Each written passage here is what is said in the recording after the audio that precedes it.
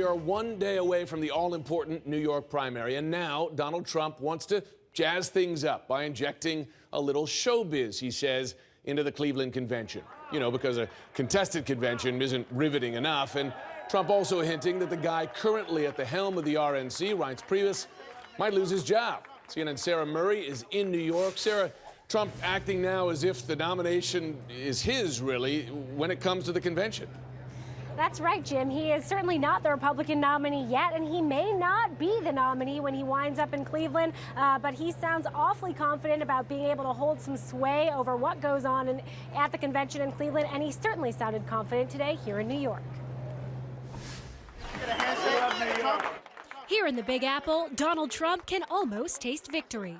We love this city. You look at the other folks that are running, they couldn't care less about New York. Hours ahead of the New York primary, Trump appears poised for a big night.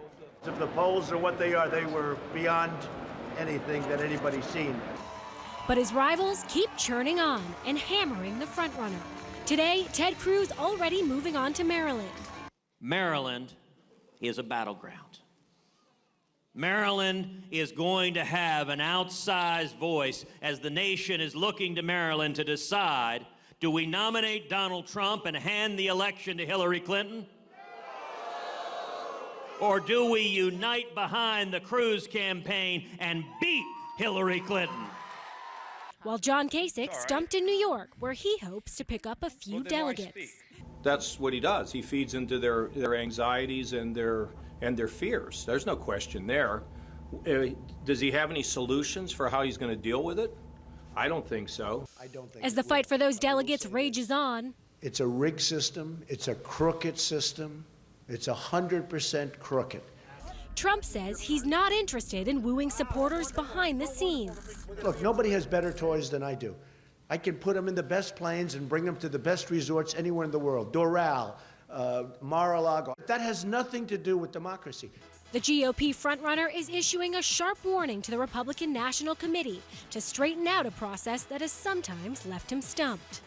They got to do something about it. The Republican National Committee, they better get going, because I'll tell you what, you're going to have a rough July at that convention.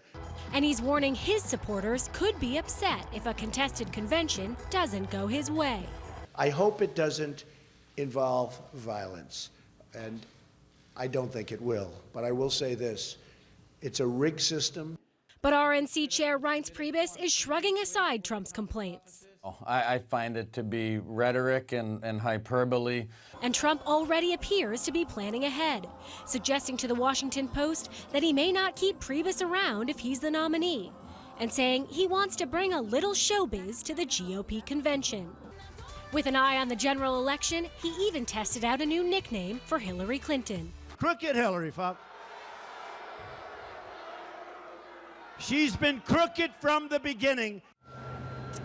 Now, Donald Trump did something else that he is hoping will pay some dividends for him in the general election. Today, he met with his National Diversity Coalition. These are grassroots supporters from a number of states who are hoping to bring in more African American, more Hispanic, more Muslim supporters, not just in the Republican primary, but also in a potential general election fight.